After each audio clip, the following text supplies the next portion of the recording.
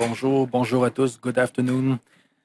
I am Boris Pro, reporter for Le Devoir, and I'll be moderating this press conference today. We have on the stage Senator Paul Pagey Prosper, also on the stage various chiefs representing the majority of Treaty 6 and 8, what is now known as Alberta. There are quite a few of you, so if you don't mind, chiefs, I will kindly ask you to introduce yourself before delivering your introductory remarks, after which I will hand it over to reporters in the room and then on Zoom. So if you're attending on Zoom, you can use the raise hand function at this time, and I'll hand it over to you after or during the question period. Si vous êtes sur Zoom, vous pouvez utiliser la fonction lever la main et je vous donnerai la parole après cette brève séance de remarques et de questions des journalistes. On that, Senator, you have the floor. Good afternoon. I am honored to be here on this host territory of the Algonquin and Anishinaabe people, and to be joined by my brothers and sister from Treaty 6 and Treaty 8 territories. We're here to provide comment on Bill C5 and the ongoing, as we speak, Prime Minister's First Nations Summit currently taking place in Gatineau, Quebec. I haven't personally attended this gathering, but I have spoke to various leadership. What I have been hearing from that First Nations leadership is not positive. It is not, according to their words, consultation. It's not even engagement. So this press conference is to share with you a perspective from First Nations leadership, rights holders, people who represent the grassroots and communities across this country, and for you to hear their perspective on what has taken place here in Ottawa. So with that, I hand it over to leadership.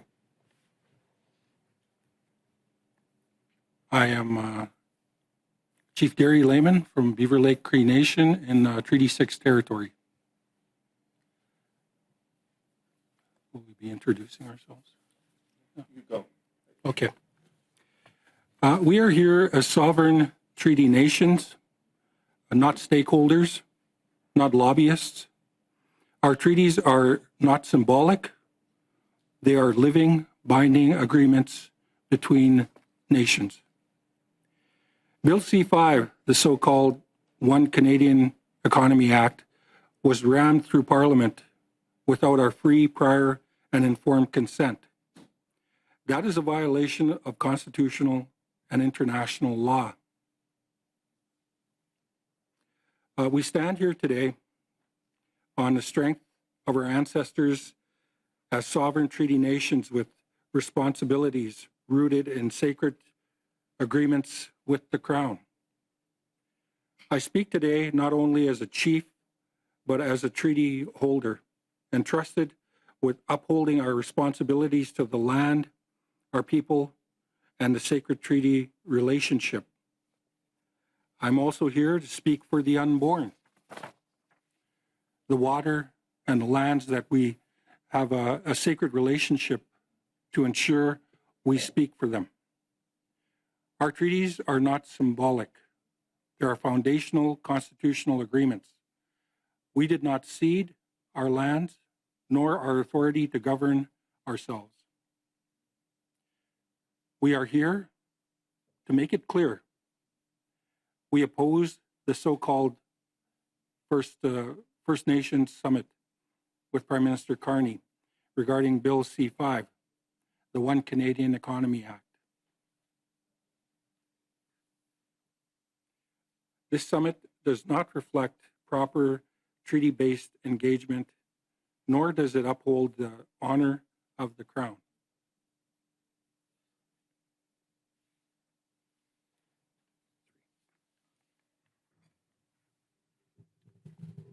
Good afternoon. My name is Chief Phyllis Whitford.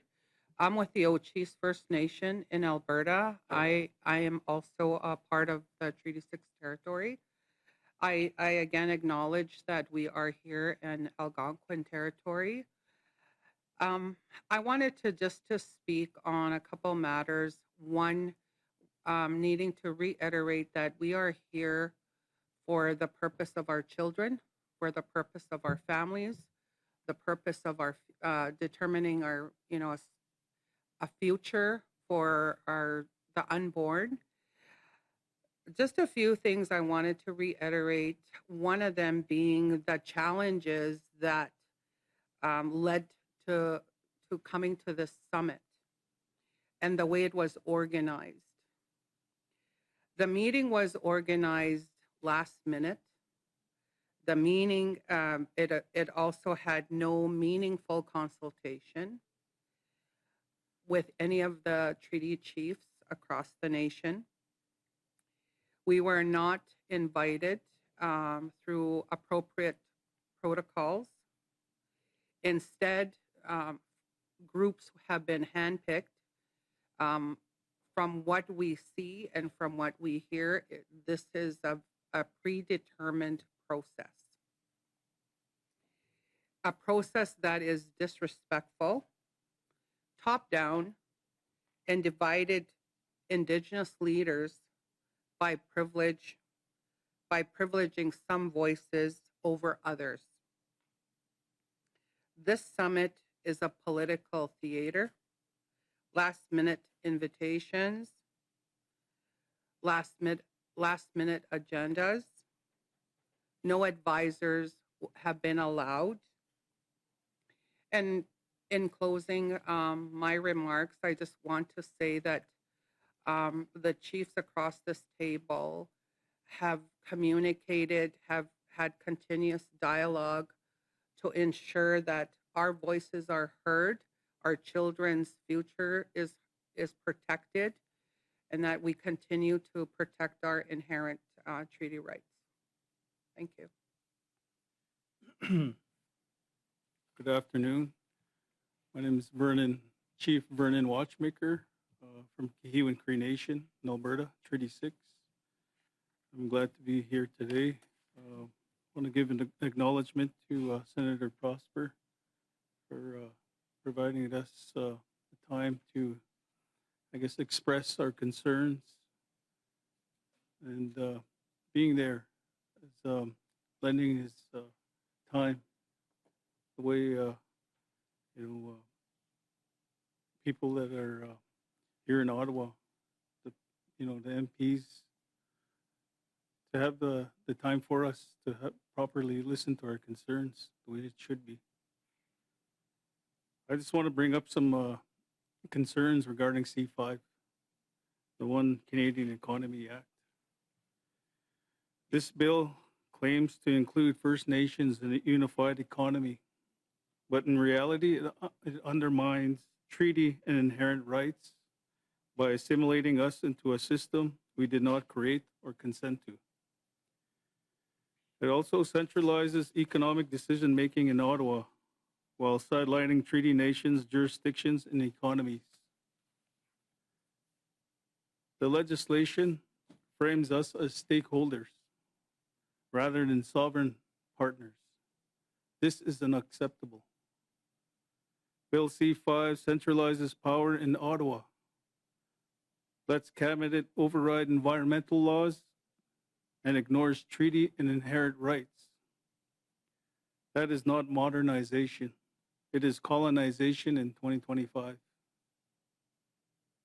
As well, removing the Indian Act from Schedule 2 does not fix this bill. FPIC is still absent, environmental protections remain vulnerable, and Canada can still override our jurisdiction under the guise of national interest. This legislation creates regulatory chaos.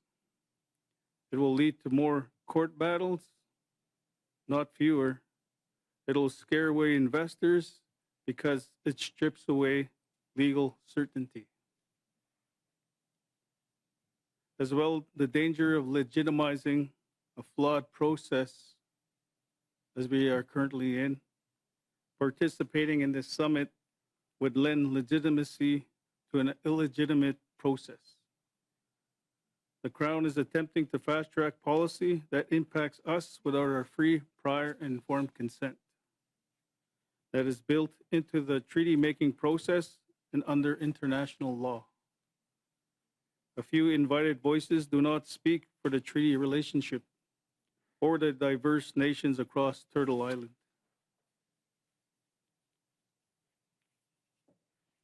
Thank you. My name is Sheldon Sunchild. I'm chief of the Sturgeon Lake Cree Nation. I'd like to acknowledge that we're on Algonquin unceded territory. Again, also I'd like to thank Senator Prosper for organizing this event and allowing us an opportunity to speak to some of our challenges. I'd like to speak to some critiques of the Indigenous Advisory Council. I'd like to raise deep concerns about the Advisory Council and how it was created, how it functions, how it is being used to undermine the authority and the voice of treaty nations. The Indigenous Advisory Council is being formed without the free, prior, and informed consent of treaty nations. It is not mandated by our people and its members, or nor it represent our treaty governments and traditional governance systems. The Advisory Council will be used by the federal government to manufacture consent on legislation and policies that affect all Indigenous people, including treaty nations. Government officials point to the Advisory Council to claim that Indigenous leaders support legislation like Bill C-5, but this is misleading and dangerous. A small group of hand-selected advisors cannot speak on behalf of hundreds of distinct nations with sovereign governance structures. The Advisory Council is not grounded in treaty relationship. It's a colonial construct created by the federal government to advise Crown ministers, not to assert nation-to-nation or treaty-to-Crown dialogue. Its existence and operation undercut our treaty rights by placing our futures in the hands of an unelected body that reports to the Prime Minister's office, not to our people. It is used to divide and dilute the Indigenous voices, creating the appearance of inclusion while excluding those who assert their inherent and treaty-based jurisdictions. It creates internal tensions, pitting Indigenous people against one another in a government-defined framework. We call for a respectful nation-to-nation dialogue. We remind Canada that our treaties are sacred covenants, not bureaucratic checkboxes. Our treaties are about sharing, not surrender. We did not cede the land. Our sovereignty cannot be legislated away by Canada.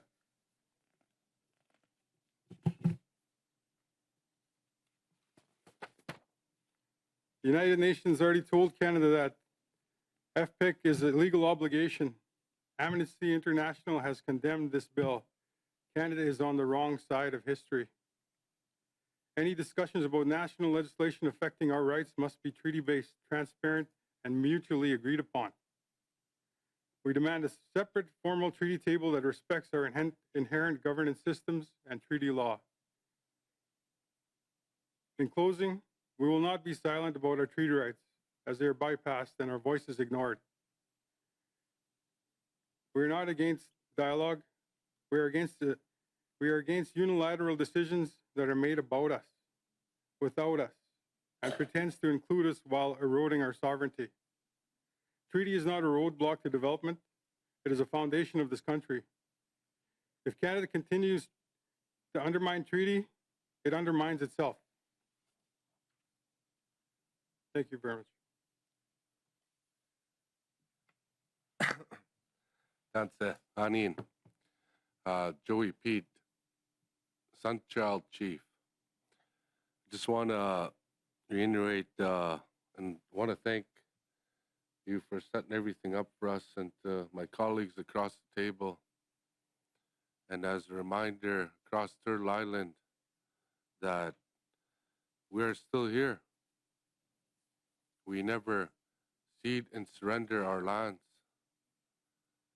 We are the title holders of the lands, the resources,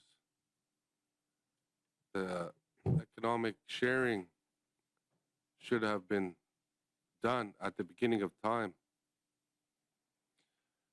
In our message to Canada, we will not allow one Canadian economy act to raise our rights, our lands, and our futures.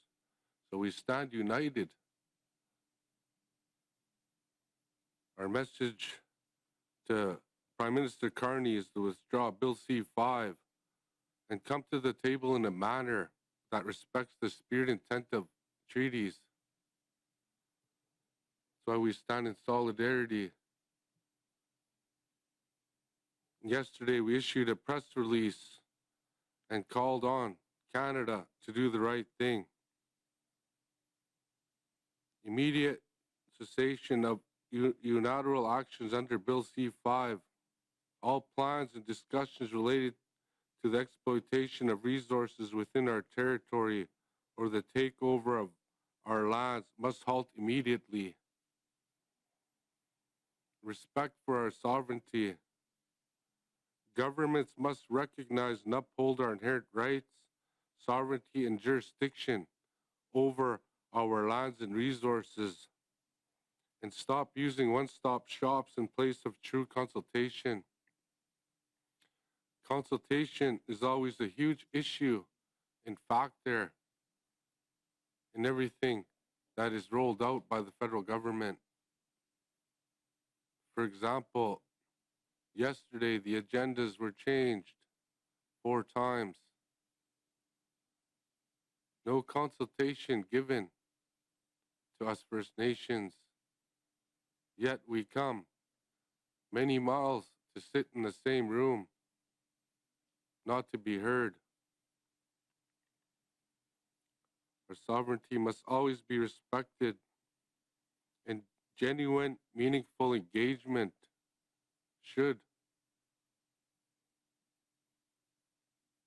and must continue. And all future discussions impacting our territories must involve our nations directly. Canada should go to First Nations individually, not to organizations, because we all speak for our people, our children, our lands, our water, our animals, our medicines.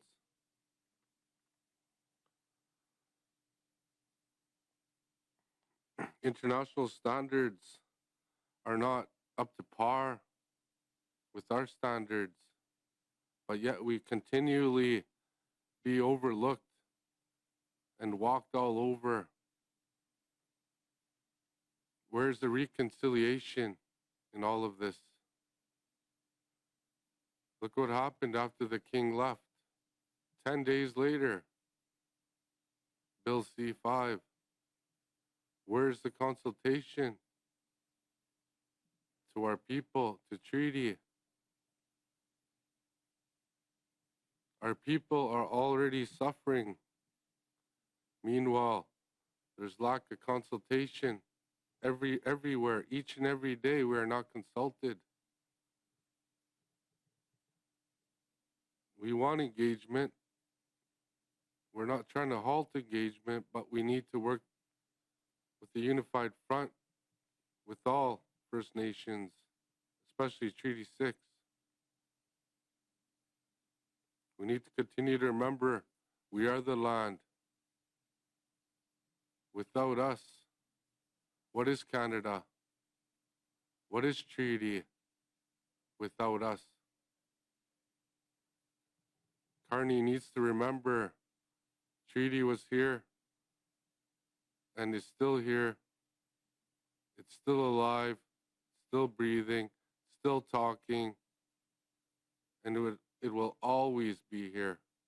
As long as we are here, treaty will always be here, because we never sold the land, and we are the land. Thank you, merci. If you allow, we'll go to the question period now. Please say or precise who your question is directed to, if possible. So we'll start with Catherine Lévesque, National Post. Do you have a question, Catherine? Thank you very much, Senator Prosper, and thank you for all the chiefs for being here. My questions would actually be directed to any chiefs who were actually in the meeting. I just wanted to get your impressions from the meeting with the Prime Minister, and do you feel that the Prime Minister actually listened to the concerns?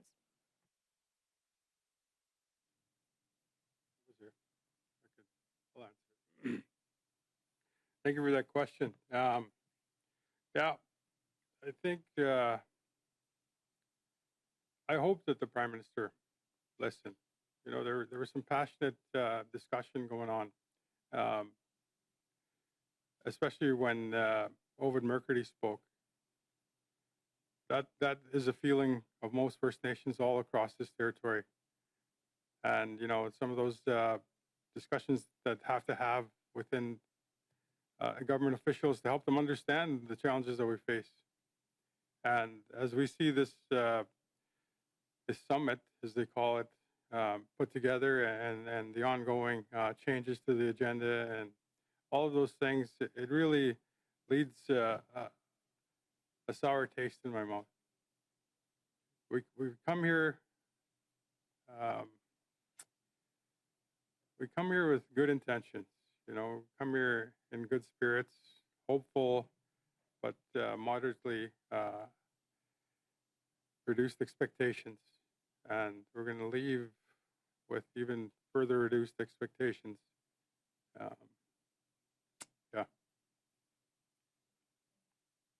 Obviously, we weren't in the room, so if you could describe what was those passionate comments, I would really appreciate it. And you know, what was there a consensus in the room as to how you should move forward with C5? Because clearly the Prime Minister says that he's not going to withdraw it. He's not going to amend it.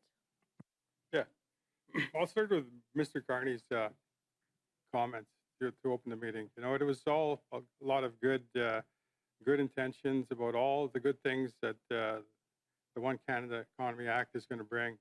You know, it's going to bring us together. It's going to bring all of these things. It's going to drive up our economy. And yet, that's something I liken to around treaty making. They come with all the good things. They never talked about all the bad things that were going to happen with treaty. So, and that's how I see things when I come and have these discussions. You talk about these legislations that are affecting us, that are going to affect us long term. With that always in the back of my mind, you know, we promise all the good things it's going to bring, and yet we're always looking for what's really behind the intent. And really, after today, seeing what I saw, I can see the history repeating itself with this legislation. It's not going to be favorable for First Nation people as it currently sits. Regarding the comments by Ovid Mercury, he was being honest and truthful about our history and a reminder to Canada of the obligations under treaty. And the atmosphere in the room, everybody supported what he said. There's people standing up, applauding him at the end. Next up, Carl Mayer, Narwhal. Hi, Carl Meyer at the Narwhal. Thanks for talking to us. Can you talk about how you see Bill C5 affecting oil sands projects, in particular the Pathways Alliance project? The Energy Minister has said he wants it built. The Prime Minister has talked about exporting decarbonized oil. I know a number of affected First Nations have raised concerns about it, in particular after Alberta said they wouldn't do their own provincial assessment, and now potentially the possibility of avoiding some federal requirements.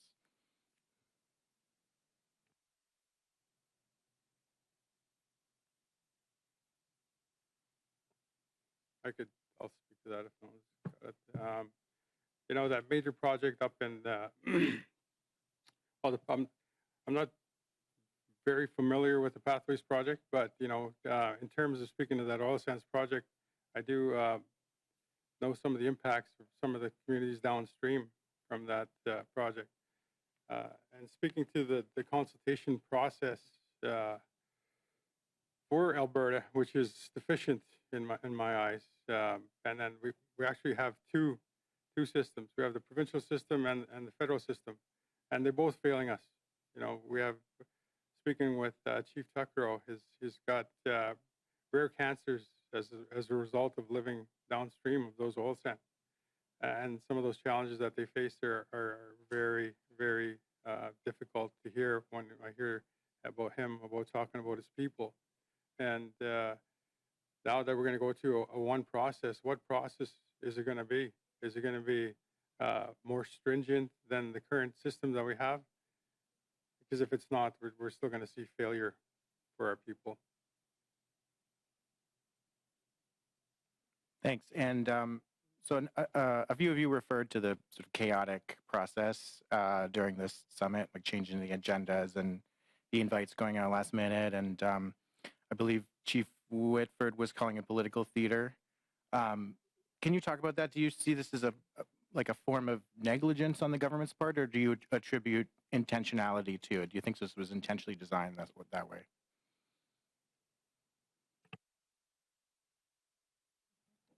Sure. I know you mentioned Chief Whitford, but I can. I guess with the summit being called, the chiefs being invited, it goes along the same lines of the consultation being more of a checkbox rather than a full, meaningful and good faith engagement. I guess the other thing that wasn't or was mentioned in the room by numerous chiefs, including Grand Chief McCurdy, was the NRTA. The NRTA, you know, might be historical. I mean, from the 1930s, when the feds offloaded the responsibilities, control over resources.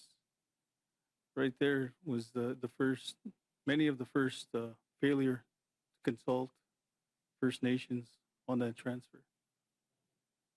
And when you look at it in this case,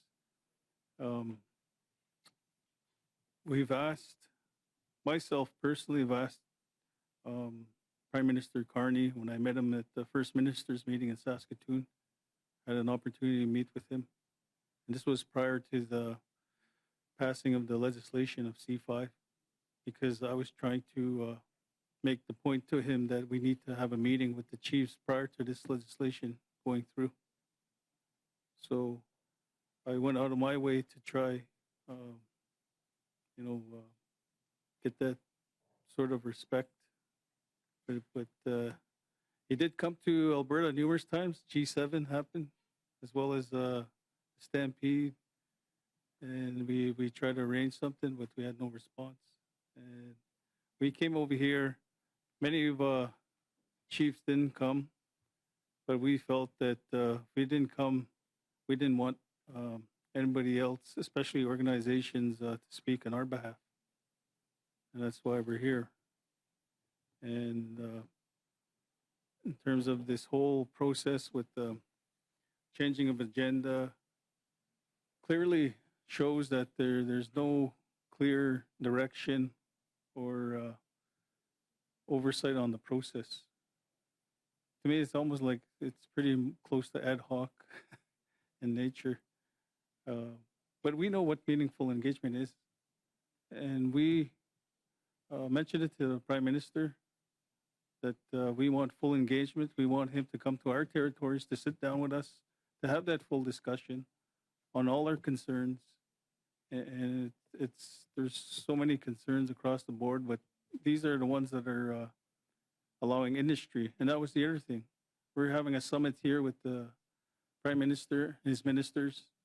But the other missing party to this was the provincial premiers, the provinces, of this discussion, because they're the ones that have their own regulatory process. So how are they going to require the province to comply to this new legislation. Well, we already have long-standing issues with the provincial governments regarding the same issue. So we'll just leave it there. We'll go next to Dylan Robertson, Canadian Press. Hi, thanks for taking our questions today. I don't know who's best to speak to legislation, but I'm wondering if one of you could maybe speak to what excluding the Indiana Act from C5 has accomplished and what else in the legislation specifically should have been done to protect the treaty rights that you're talking about today.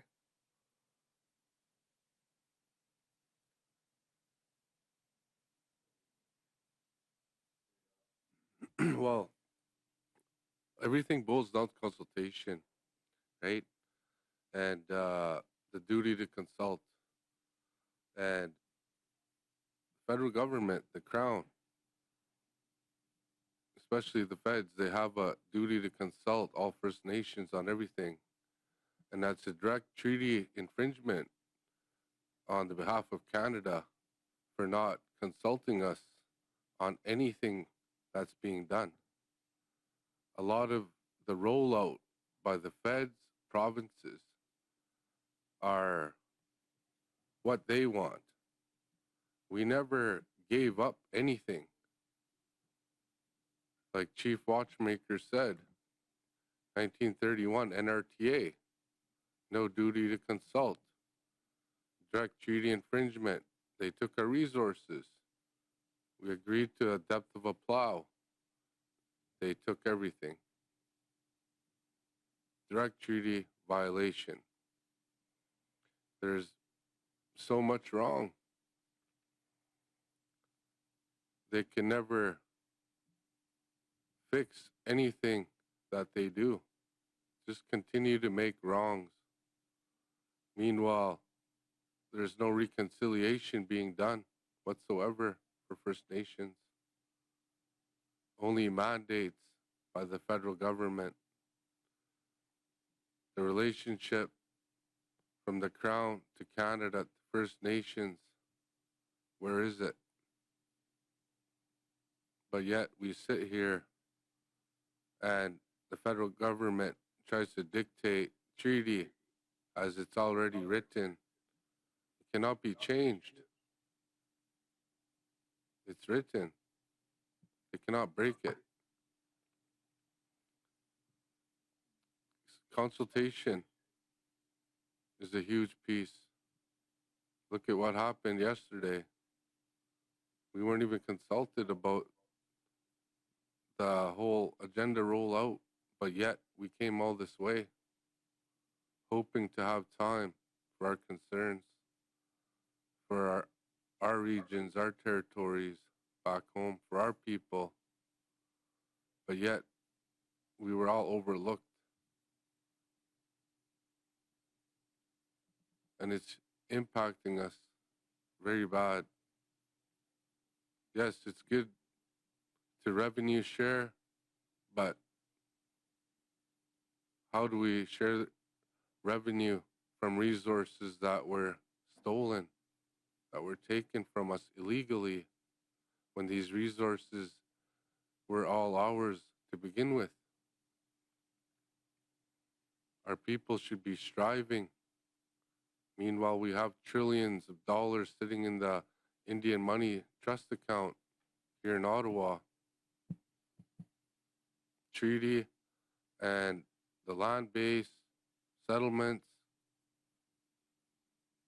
You know, we never sold the land. If they could prove we sold the land, and they can't impose any laws on us, regardless of what Carney does. He's not the Crown. He cannot override treaty. He cannot impose any laws on us. We have our own sovereign laws. We are sovereign nations. We have inherent rights. And we lead with our sovereignty from each of our nations. Canada does not supersede treaty. Treaty is with the Crown, not Canada. Canada is supposed to honor it. Where's the honor in it, and where's the reconciliation? There is none.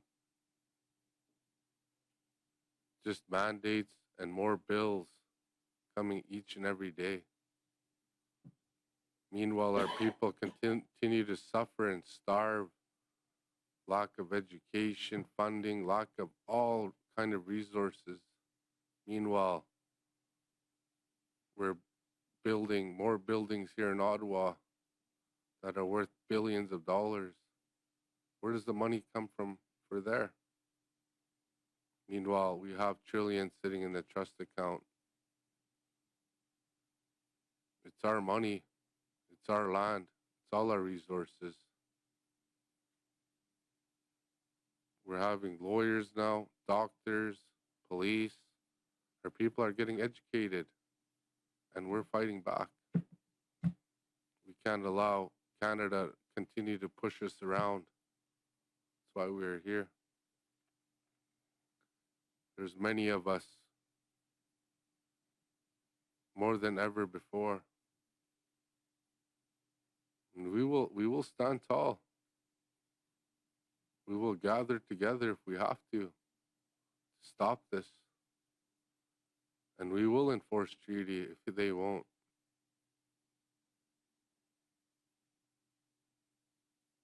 It's the Crown's obligation to treaty and to the land to uphold those promises and not to impose any acts on us that supersede treaty, because treaty cannot ever be trumped. It is written. Right from 1763, 1764, each treaty region signed at a specific time. And those promises were made and should be upheld with anything. And no law should ever supersede any nation, because we already have our own laws. They were written in treaty, especially with the spirit intent of treaty and the connection to the land that we do have. And all the Crown land should come back to us, because that's another treaty violation. Everything's gated up by industry. How do we do what we need to do when there's gates on Crown lands, our lands? We never sold the lands, like I said many times. Yes, we said we would share, but where's the other part? We shared everything, and we got nothing back. Thank you. Senator Prosper, I'm wondering where you see things going after the summit today. It seems like there's some fairly stringent commentary coming from some of the chiefs. We're also hearing inside the room what seems to sound like a fairly normal exchange that would happen under a different sort of consultation. I guess I'm just wondering where you see Indigenous nations going next after the summit ends. Thank you for the question. And certainly it's within the rightful domain of those First Nations to take whatever positions they see fit as a result of this gathering, this summit. But I think what is rather key is for government to learn from this exercise, more specifically with respect to the process that was initiated for C5 and the lack of involvement of Indigenous groups within that, and the lack of a parliamentary process to really consider the merits of legislation and to improve it. I think this provides an opportunity for the Carney government to improve the relationship with Indigenous groups, with First Nation groups, with leadership. Hopefully, this isn't a one and done approach that prevents further constructive dialogue to take place. There's a necessary element of rebuilding trust with First Nation groups and with First Nation leadership. So I hope that is pursued in certainly the coming weeks to months, to build upon that relationship and to improve it, because there are numerous things that can happen in light of from a First Nations perspective. So First Nations people, they want development, they want progress, but they want an appropriate process that respects their Aboriginal and treaty rights. So thank you for that. Thank you. Mark Ramsey, Toronto Star. Hi, thank you for taking our questions. Mark Ramsey of the Toronto Star. On a slightly different topic, as I'm sure you're aware, the federal government is looking at making cuts to the federal budget. It's looking at around $25 billion over the next 3 years. And from what we know so far, Indigenous services are not exempt from that.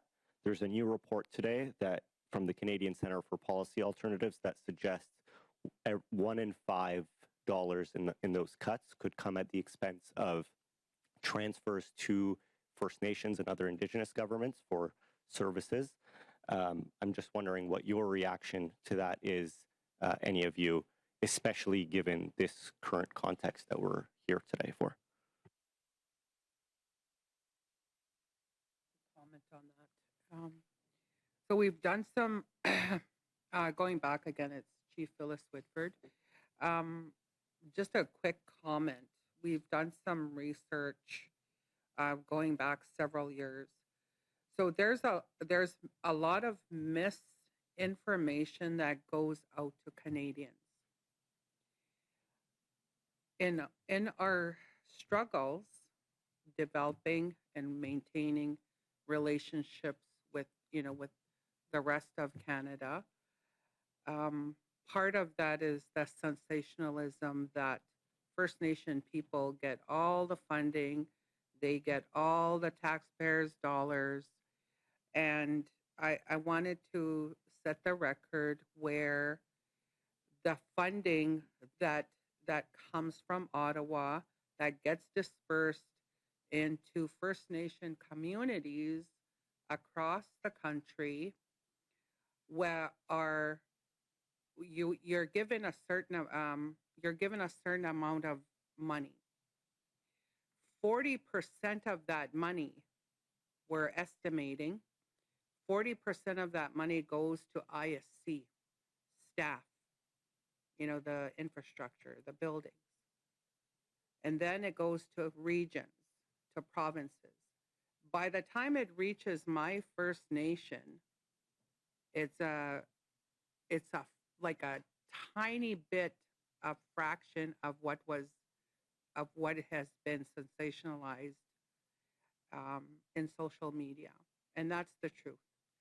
I'll give you an example. There was a lot of funding that looked like there was a lot of funding that was given to First Nation schools. I, for one, saw by the time it got trickled down the scope, our school got crumbs. They literally I'm just guessing. So they gave our region $2.5 million. By the time it reached our school, we got $60,000. So when you do the math, and I think that's that piece where I, for one, Canadians are misinformed. They are given information that is so far from the truth. We are that reality. and one of the biggest thing is funding that that is out there, because there's miscommunication or they're misinformed.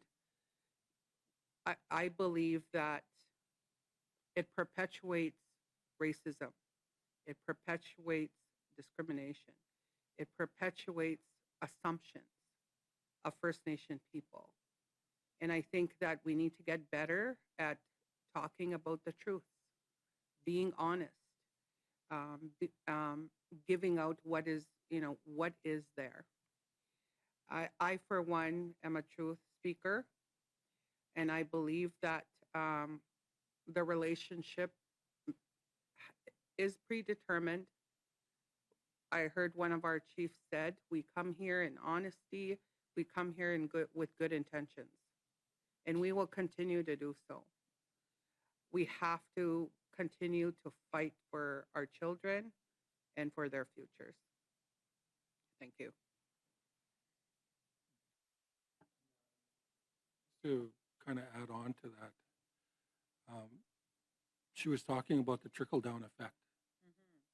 And to talk about further cuts to our nations, we manage poverty as leaders of our nations. And to hear that we're going to be getting more cuts to our programs it's devastating. We are supposed to be sharing resources. We are supposed to be. That's the spirit and intent of treaty, is to share. And as this continues, there's less and less sharing of the land, the revenues, and that should not be. One of my colleagues said we should be the Saudis of Canada. And I recall there was a person who lived in Saudi Arabia said, yeah, they should be. And we come here and we're talking about free, prior, and informed consent, consultation. That was missed with C5. Do we want to see First Nations in Canada prosper? Absolutely. Absolutely we do. But there's that honor to the treaties. The treaties are alive. When they lit the pipe, I'm going to talk about Treaty 6 here. When they lit the pipe, when they raised the pipe in 1876 in Fort Carleton and in Fort Pitt, it gave life to that treaty, just like the other treaties as well. That's why we sit here today, and we're talking about respecting treaties, honoring treaties. And yes, the government should be getting this right and be honorable towards the treaties. Treaty First Nations shouldn't be managing poverty year to year and it getting worse. Thank you. Thank you both. Just back on the topic, maybe for Chief Sunshine and anyone else who was at the meeting today, at the summit today, I'm wondering, are you planning to go back, or are you kind of boycotting the rest of the summit? And do you feel that the AFN and other First Nations should have rejected the invitation to the summit because it's not a real consultation, as you guys say? What's your thoughts on that? Again, I'll go back to I come here in good faith. And that's what our people have been doing since contact. We talk about some of the challenges that our people face. And if I say that the AFN should have rejected the invitation, I don't speak for the AFN. The AFN doesn't speak for me. And you want to talk about all the cutbacks? Well, there's one right there I think it'd save a lot of money on.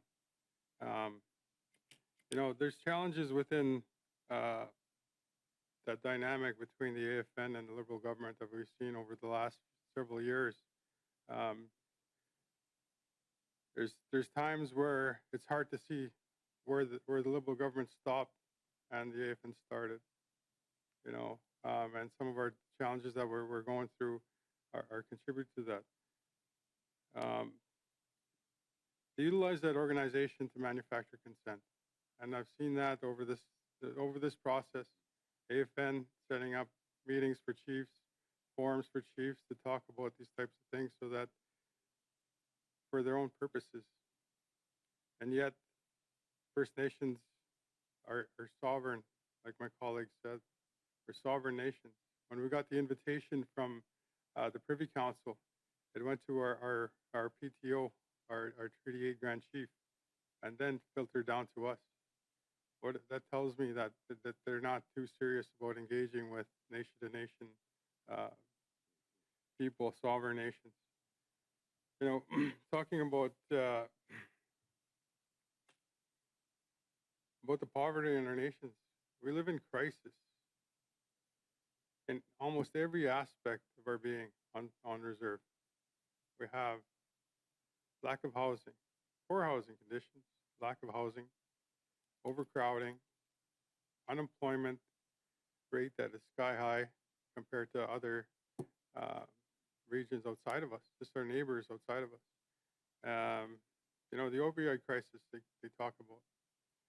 There was a report out of Alberta Health Services here last year where we're 19 years less likely to live than the average Albertan.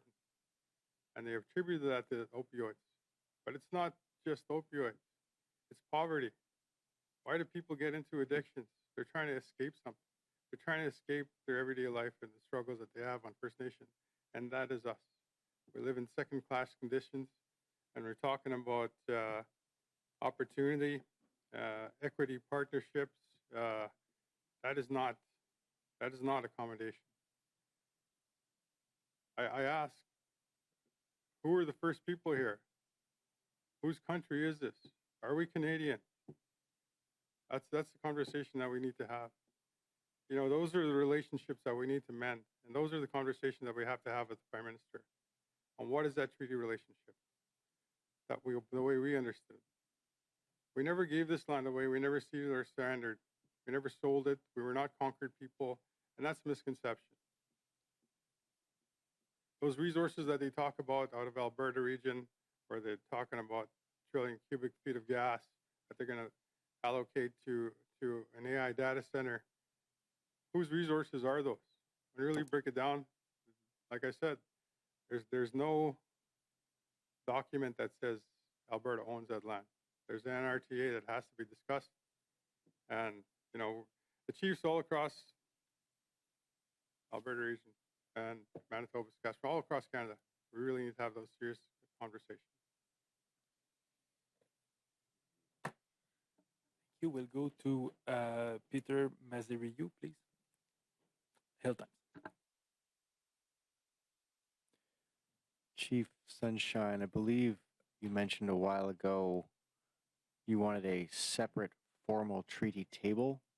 Could you just describe what exactly that would look like and what it might accomplish? Again, it's going back to the understanding of treaty.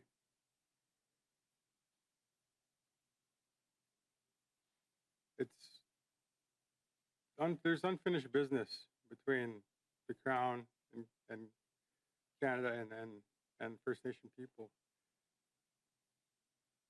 When we signed treaty, there was never no discussion about cede or surrender. Yet it's there in bold writing. The only bold text in Treaty 8 was cede or surrender. And yet that discussion never happened at the time. Our ancestors passed on to us. Like I said, they tell us all the good things the treaty was going to give us.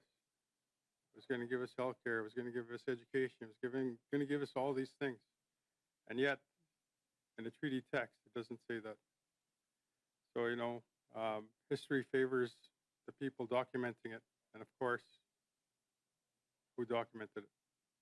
So those are the discussions that we need to have. They have to understand where we're coming from. It's easy to tell them something, and the way I see it, we've been having this conversation for 125 years. And it's the absolute, what I see is absolute refusal to understand it and thinking that it's going to go away. But after this legislation, after the C-61 legislation and all those things, and we have new leadership coming up, new people understanding what the colonial system was trying to take away from us. They were trying to condition us to become average Canadians. But we're waking up. We have lawyers, we have engineers, we have educated people, and enough's enough. The time is now to have those serious conversations. And Chief Joey Pete, I think you said that you're not going to allow Canada to push us around. We'll gather together to stop this if you have to. What can you do if, as a next step, if the federal government doesn't change its approach here? We'll come together like our ancestors did. They did this many times in the past, where they marched right to the doors. And they've corrected what the wrongs that Canada have done in the past. Just like the red paper, right? They made these corrections. They tried the white paper on us. And we came back with the red paper. And we will stand collective. We will march up to the building together. Unity amongst all nations. There's many of us, 644 nations. Can you imagine how loud that knock will be? And who will listen? Who will open that door to fix the wrongs? With Bill C-5 and every other imposed bill on our people.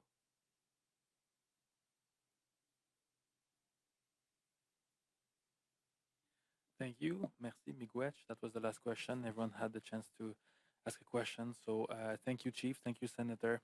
That puts an end to this press conference. Have a good day. Thank you.